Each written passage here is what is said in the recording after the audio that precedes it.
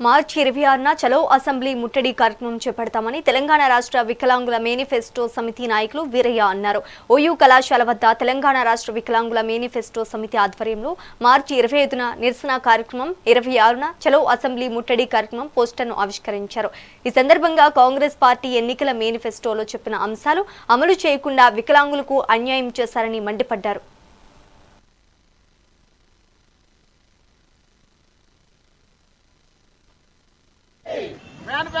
ప్రభుత్వం మేనిఫెస్టోలో ఇచ్చిన వెంటనే సమస్యలు వెంటనే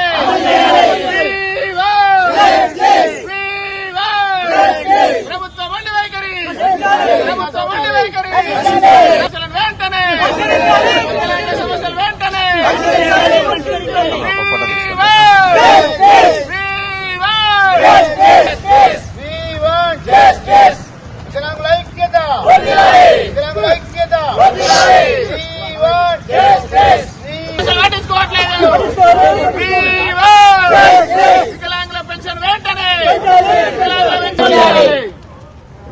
రాష్ట్ర ప్రభుత్వం మొండి వైఖరికి నిరసనగా ఎన్నికల ముందు వికలాంగుల సంక్షేమ అభివృద్ధికి అవసరమైన చర్యలు అధికారంలోకి వస్తే చేపడతామనే ఉద్దేశంతో మేనిఫెస్టోలతో ఏదైతే అంశాలు చేర్చిందో వికలాంగుల పెన్షన్ 6,000, వృద్ధుల వితంతువులు ఇతర సామాజిక పెన్షన్లు 4,000, తీవ్ర వైకల్యం వారికి 15,000, అదేవిధంగా ఆర్టీసీ బస్సుల్లో ఉచిత రవాణా, రాష్ట్రంలోని అన్ని రకాల శాఖల సంస్థల్లో ఖాళీల భర్తీలు, అదేవిధంగా వికలాంగుల చట్టంలోని అన్ని అంశాల పూర్తిస్థాయి అమలుకు, ఇతర అంశాలను ప్రభుత్వం ఏర్పడిన మొదటి నెల నుంచి మొదలెడితే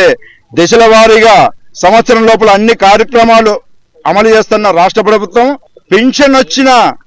ప్రభుత్వం ఏర్పడిన నెల రోజుల్లోనే మొట్టమొదటి అంశం పెన్షన్ అమలు చేస్తున్న ముఖ్యమంత్రి, మిగతా అంశాలు 100 రోజుల లోపల అమలు చేస్తున్న ముఖ్యమంత్రి. దురదృష్టం ఏంటంటే ఈ రోజున 2.5 సంవత్సరాలు దాటిన రాష్ట్ర ప్రభుత్వం మొండి వైఖరి, ప్రతిపక్ష నాయకులు వికలాంగుల అంశం పట్టించుకోకపోవడం, ప్రజా సంఘాల వారు ఎవరికి వారి